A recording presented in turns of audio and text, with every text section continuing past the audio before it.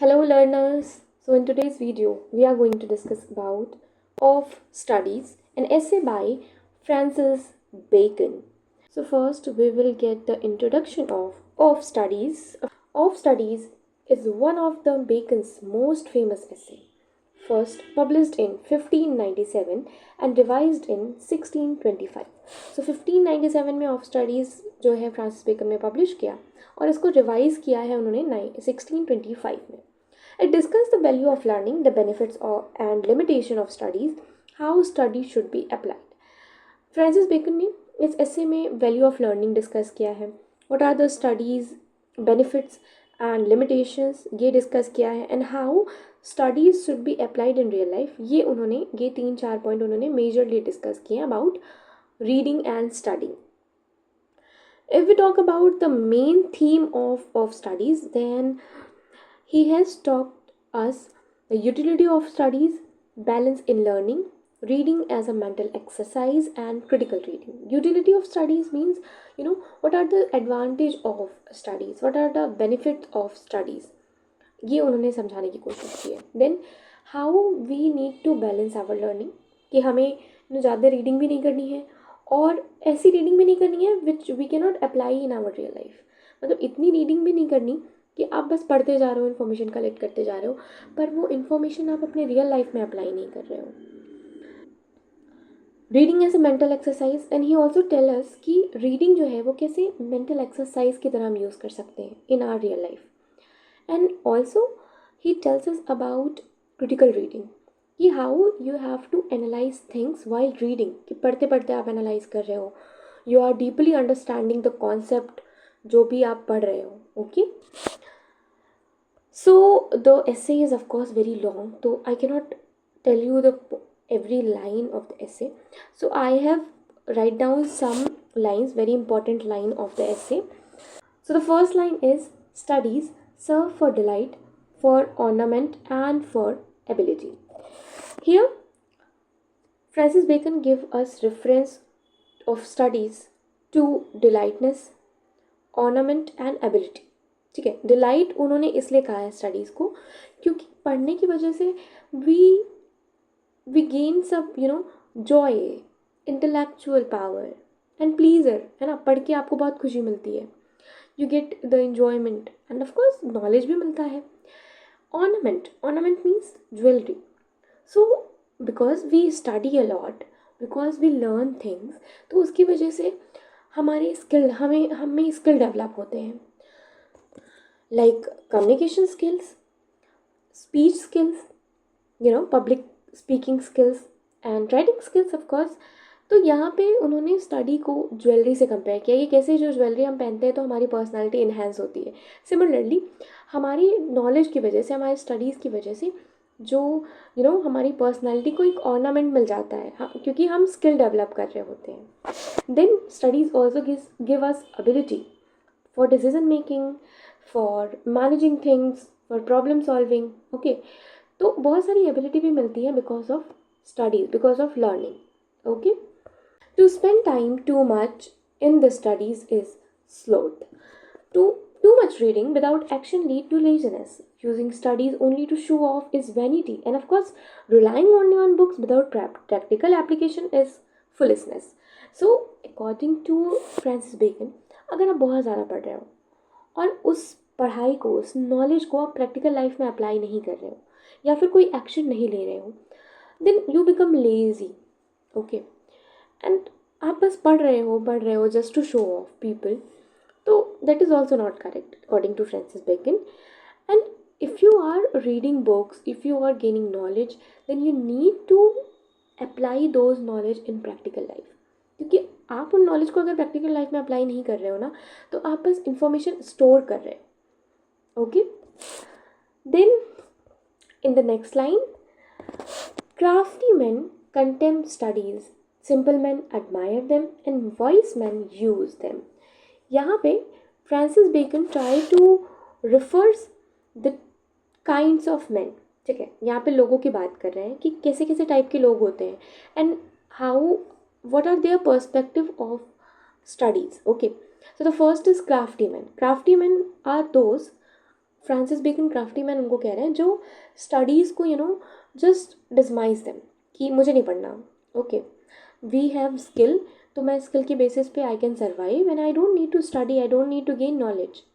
Then the simple men who are uneducated and naive, they just admire studies blindly. Like they think कि पढ़ना is very big thing and they just कि अगर कोई पढ़ रहा है तो उसको बहुत admire कर रहे हैं and all that. But they don't like, they either they do not like to study or if they like to study तो वो बस पढ़ते जाते हैं.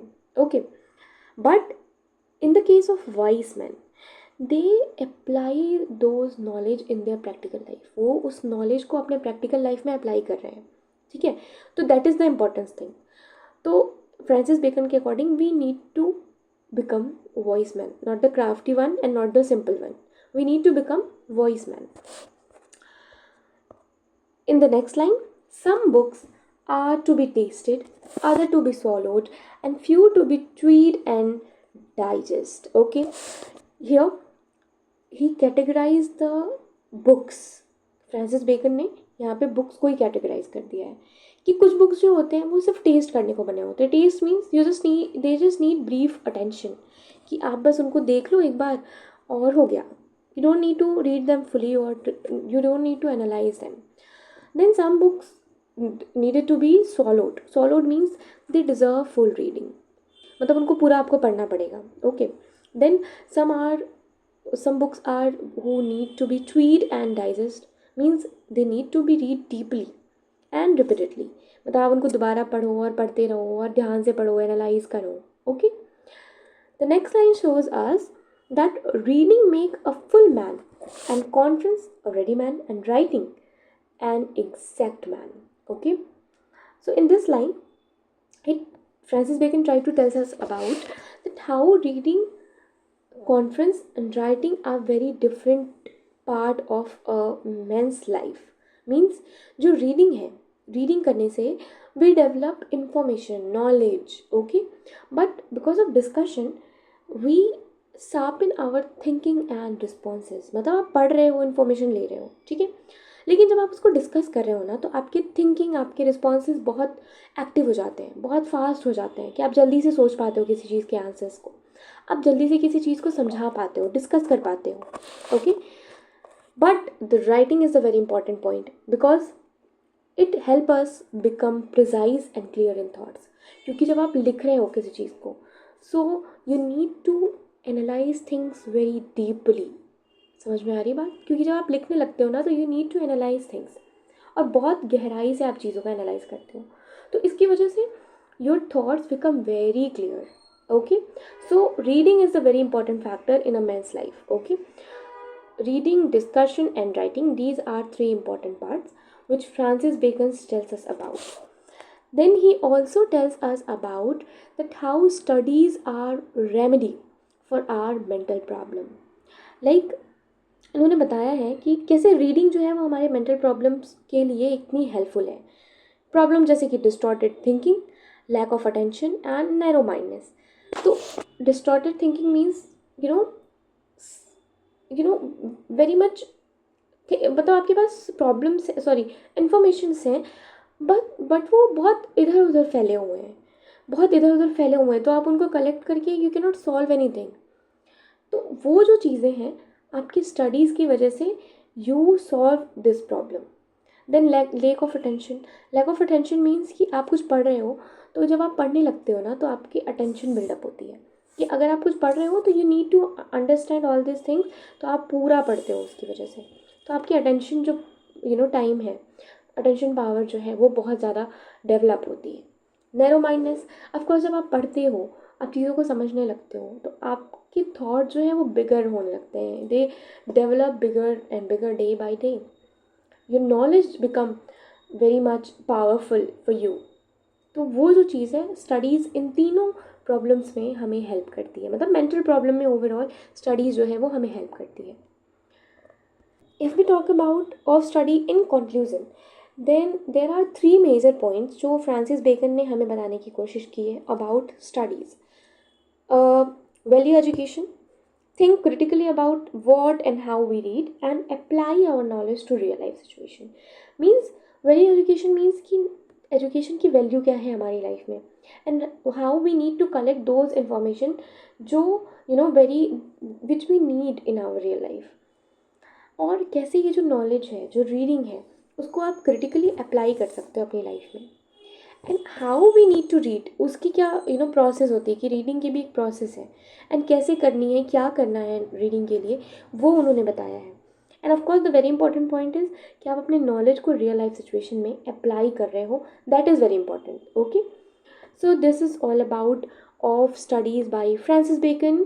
If you have any query about this topic or any particular topic, you can comment below, and have a nice day.